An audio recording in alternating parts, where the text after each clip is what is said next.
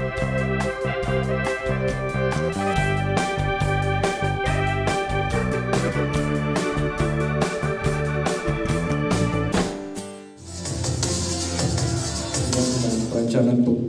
Pengurusan Malaysia Mampu yang berusaha Encik Muhammad Azwar bin Abdul Aziz, Pengarah Jabatan Pengurusan Maklumat Dewan Meterai Kuala Lumpur, Ketua-Ketua Jabatan Dewan Meterai Kuala Lumpur, tuan-tuan dan puan-puan yang hormati. Allahumma ya Karim ya Rahim, cucurilah rahmat dan rahim ke atas majlis penamaan semula Pelan Strategi ICT di BKL kepada Pelan Strategi Pendigitalan di BKL 2021 hingga 2025 yang diadakan pada 22 Ogos 2022. Wassallallahu ala Muhammadin wa ala alihi wasallam walhamdulillahirabbil alamin. Saya ingin mengucapkan tahniah dan terima kasih kepada Jabatan Pengurusan Maklumat atas tindakan ini yang mana ianya adalah selaras dengan pelan strategik oleh pihak kerajaan yang dinamakan sebagai Pelan Strategik Pendigitalan Sektor Awam PSA ya. Dan ini adalah langkah yang saya percaya yang kita perlu lakukan, kita perlu laksanakan supaya ianya selaras dan bersama-sama mengikut apa yang telah dilakukan oleh pihak kerajaan. Pada masa yang sama, saya juga ingin mengalu-alukan kehadiran pihak mampu. Ya, Doktor, terima kasih kerana sudi datang pada hari ini untuk berkongsi pengetahuan dan pandangan dalam sesi sebentar lagi ya, yang bertajuk Pendigitalan Sektor Awam Big Data Era. Jadi hari ini saya percaya DBKL perlu mengorak langkah dengan lebih pantas untuk memastikan semua data dan sistem yang ada berada di bawah satu landasan ya, gabungan sistem ini agar kita dilihat sebagai satu organisasi yang tidak silo dari segi sistemnya.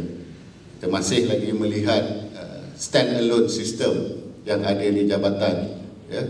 Dan perkara ini saya percaya perkara yang sangat penting supaya di BKL dilihat satu organisasi yang mampu menyediakan sistem yang komprehensif dan memudahkan masyarakat. Dan pada hari ini juga saya berharap agar dapat mendengar pelbagai perkongsian bersama pihak mampu dalam usaha bagaimana mekanisme pelaksanaan big data di peringkat nasional. Saya juga berharap ini merupakan kerjasama yang berterusan antara mampu dan DBKL untuk bersama-sama merealisasikan agenda pendigitalan negara. Tuan-tuan dan puan-puan yang saya hormati sekalian, sebagai penutup bicara, saya ingin menekankan bahawa pendigitalan merupakan agenda nasional pada masa kini dan ia telah menjadi keutamaan dalam mendepani senario semasa.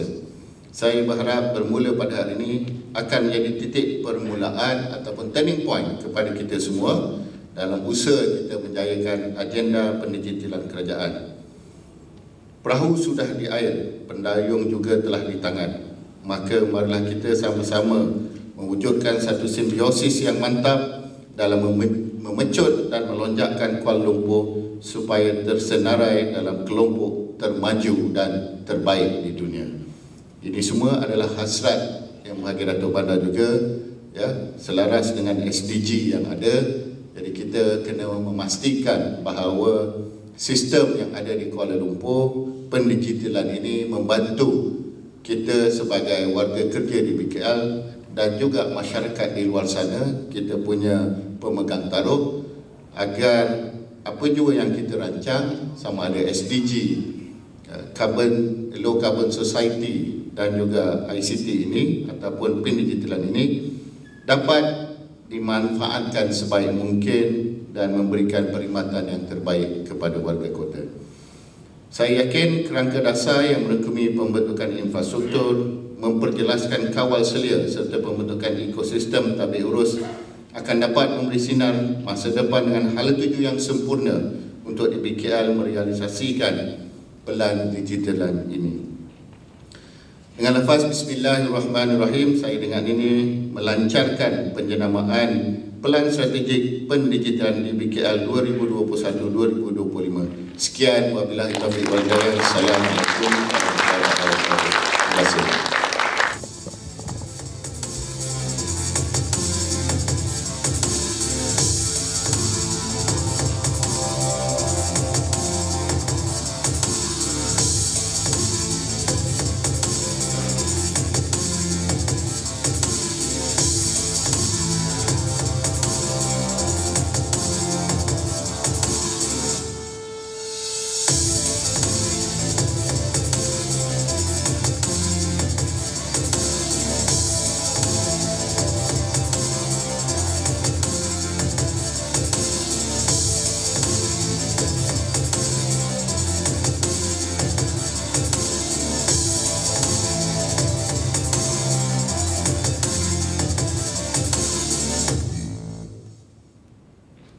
Kalau tuan-tuan dan puan lihat di hadapan ini disebutkan bahawa big data ini merupakan salah satu komponen dalam emerging technologies seiring dengan komponen lain yang ada seperti AI, artificial intelligence, IoT, robotics, cyber security dan AR dan VR. So big data ini sebenarnya bukannya satu yang baru. Ketika saya berada di peringkat sarjana dahulu lebih 12 tahun lepas, big data ini pun dah wujud. So antara komponen yang membezakan antara e-government, electronic government, ICT dan digital is actually dia melibatkan orang kata touch point kepada rakyat. So everybody access maklumat through digital platform. Sebenarnya kalau dari segi teknikalnya, dia tak ada beza pun. Dia menggunakan internet juga, dia menggunakan e-service juga, tetapi di-brandingkan kepada digital because dia ada sentimen rakyat dalam tu. Itu salah satu research yang saya baca lah. Right. So definisi digital ni sangat luas sebenarnya. Sebab tu sekarang ni, bila sebut digital, semua pergi kepada social media pun ada. Engagement through social media because rakyat ni dapat engage dengan kerajaan ni kalau kita buat secara formal system, susah. Betul tak? Kita buat secara orang kata promotional counter, susah tak? Tapi bila you all buat through social media, dia lebih dekat kepada rakyat. Sebab tu bila digital dikoinkan, dia masukkan elemen rakyat ataupun stakeholder dalam tu. Sebab tu saya pun suka follow beberapa Facebook kerajaan lah. Dan kerajaan yang buat Facebook di mana admin terlalu formal, kurang follower ataupun kurang like ataupun komen daripada rakyat. Cuba tuan-tuan dan puan-puan buka Facebook JPA Pension. Yang gelak-gelak nak pension kan? Pada saya it's very interesting how they communicate dengan audience dia. Sebelum ni e-government kita cerita apa yang kita buat di peringkat organisasi. Kita buat projek A, buat inisiatif A, B, tapi touch point tak sampai kat rakyat. Tapi dengan ada digital, dikembangkan sedikit, masukkan elemen rakyat dalam inisiatif kita. Itu beza. Kalau tuan-tuan dan puan-puan lihat kenapa digital, kena ambil kira lah. Tadi saya nampak, saya dengar tadi 5 tu adalah salah satunya. Masukkan juga sentimen ataupun elemen rakyat dan stakeholder. Maksudnya memang align lah. Okay. Pembangunan e-kerajaan dengan mengukur 3 indeks utama lah bagi setiap 193 negara United Nations, right? So salah satunya adalah Online Service Index. So setiap negara sekarang ni dia berjuang untuk meningkatkan indeks EGDI.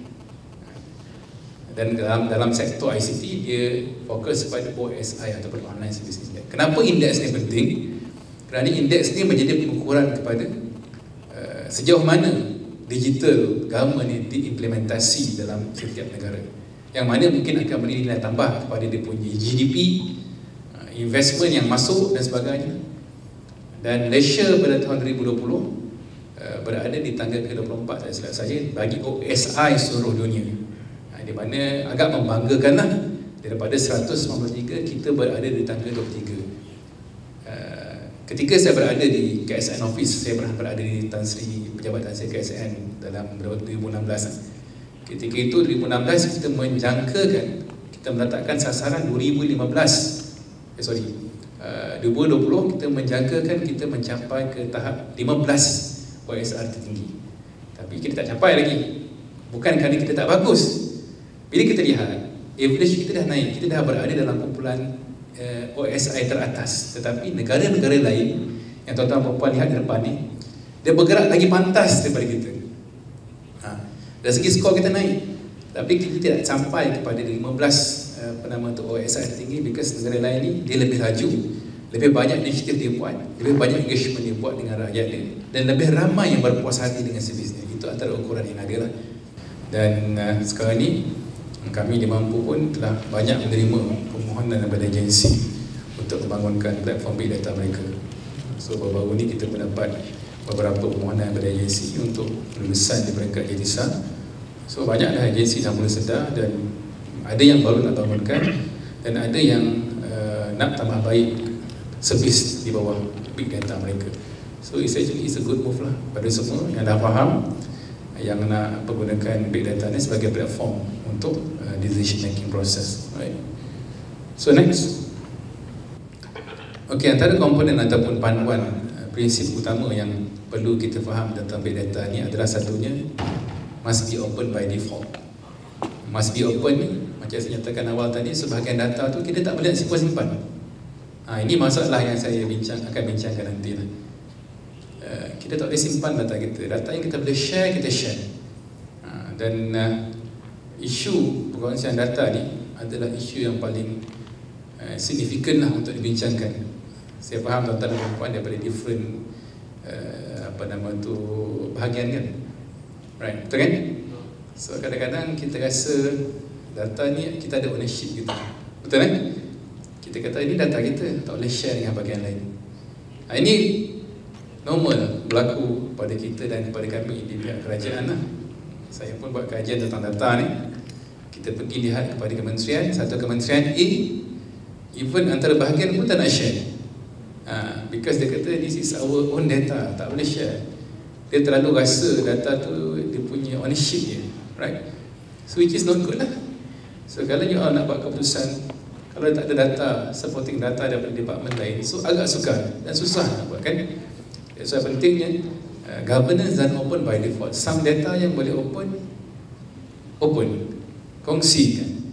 Andai kata data tersebut data yang sensitif, sebahagiannya tidak boleh dikongsikan, dalam perkembangan CJSO SPA bilangan 2 2021 ada dinyatakan kaedah untuk kita selamatkan data kita, untuk kita protect data kita. Sama ada kita buat dalam bentuk hashing ke, kita buat dalam bentuk encryption ke, some parts of data yang boleh dikongsi, tetapi jika ada restriction, kita hidekan yang kita rasa sensitif tu. Memang disebutkan dalam perkembangan CJSO SPA bilangan 2 tahun 2021 tentang keselamatan data. Alright? Di BKL ada share tak kepada pengguna apa data yang ada? Mungkin bolehlah kalau ada data-data yang boleh dikongsi lah. Contohnya berapa ramai penduduk KL ke, kan? Berapa banyak bantuan kepada penduduk KL ke, berapa banyak trafik. Itu sangat menarik sebenarnya. Dan orang pun nampak, saya tahu hari Isnin jam kat KL, saya tak payah kerja kat KL. Contohlah kan, buat mesyuarat jangan buat hari Isnin. Macam hari ni saya datang hari Isnin kan, saya lalu max. Biasanya mesyuarat ke KL lalu max pukul 8, 7.30 sejam. Tapi hari ni saya rasa nak keluar lewat sikit lah, sebab saya jumpa bos saya tadi 9 suku saya keluar, dalam setengah jam saya sampai. Maksudnya saya jimat banyak masa dekat situ, saya boleh buat kerja lain. Itu antara big data je. So data-data yang ada tu memberi saya buat keputusan nak keluar pukul berapa. Itu sangat membantu kepada rakyat macam saya ni lah, yang tak berapa familiar. Tak familiar dengan KL belajar kat KL juga dulu. Right?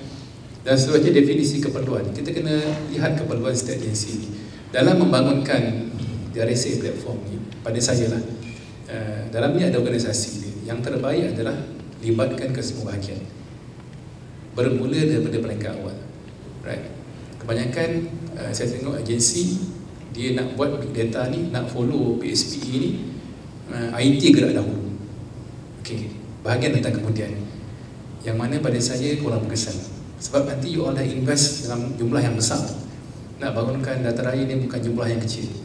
Bila kita mulakan inisiatif, we thought kerjasama atau collaboration dengan agensi, kena tahulah macam ni nak kena acquire data, macam ni kita nak dapatkan data, macam ni kita nak explore data. So ini kena ada knowledge. Nak dapat data macam mana, kena ada knowledge. Dah dapat data nak buat apa? Saya tak tahulah nak buat apa bos. Data dah ada. Itu yang penting. Tadi yang nombor 1, dia balik semula ke atas. Definisi keperluan data, keperluan apa, dah collect data, tahu nak buat apa dengan data tersebut. Jangan simpan lah. Right. Dan pentinglah once dah ada produk data, dah ada platform BDA ni, kena pantau supaya dia bergerak. Ini sangat penting. Dalam mana-mana inisiatif pun, pantauan ni sangat penting lah. Data storage. So dalam teknologi big data ni, kita simpan data ni semua dalam kita punya satu platform lah, ataupun satu storage. Dia panggil data lake lah sebenarnya. Ini teknologi yang ada lah menggunakan hard disk, quite technical, tapi saya rasa IT boleh explore lah. Dan kita ada data mining. Once dah simpan data, dah kumpul data banyak-banyak tadi kan, daripada agensi lah, daripada DBKL, daripada stakeholder lah, daripada media sosial, simpan dalam data storage. Kita nak mine data. Kita nak apa? Lombong, buat pelombongan. Apa tujuan pelombongan? Kita lombong emas, nak dapat apa? Takkan dapat pasir, nak dapat emas lah kan? Mining. Kita buat pelombokan ni, mining ni, because nak dapat some value daripada data. That's why dia ada teknologi mining, data mining, menggunakan Rabbit Miner ataupun lain teknologi yang ada lah. Dan data analytics ini comes to dipanggil sebagai produk data. One of that is data analytics. So banyak tools lah. Macam saya pernah gunakan apa nama Power BI. Ini sorry untuk apa data analytics ni bukan Spark. Yang mana kita boleh design kita punya cube dan sebagainya. Cloud service, dan kita boleh tambah servis-servis apa diperlukan apabila kita rasa perlu. Kalau tak perlu tutup, tak payah bayar. Once kita dah buka servis tu, kita bayar. Contoh tadi lah, kita nak buat dashboard, nak cepat kan. Kalau nak bangunkan from scratch, mungkin makan masa dan kena ada kepakaran. Ini sebagai option lah kan. So, tapi kalau nak lebih mudah, kita on board kepada cloud. So, government pun ada di bawah Cloud Framework Agreement, memberikan kelebihan kepada agensi kerajaan untuk procure servis cloud ni dengan harga yang discounted. Di bawah inisiatif Cloud Framework Agreement lah. Dan kalau kita ada kebakaran, kita bangunkan kita punya platform sendiri, tak ada masalah. Ataupun kita buat secara hybrid. Secara hybrid itu bermaksud kemungkinan data yang di bawah kategori rahsia ataupun sulit ataupun rahsia besar perlu disimpan dalam premis kerajaan ataupun di BKN. Ini merujuk kepada Perkeliling CGSO 2021 dengan kedua. Data-data ni tak boleh letak dalam cloud. Data-data ni simpan dalam premis masing-masing di BKN dalam pusat data dia. Tetapi processing ke arah dashboard tadi boleh dibuat di cloud. Di mana di situ ada proses keselamatan yang akan mungkin camouflage data tu, buat hashing atau buat tokenization bagi memastikan data tu betul-betul selamat.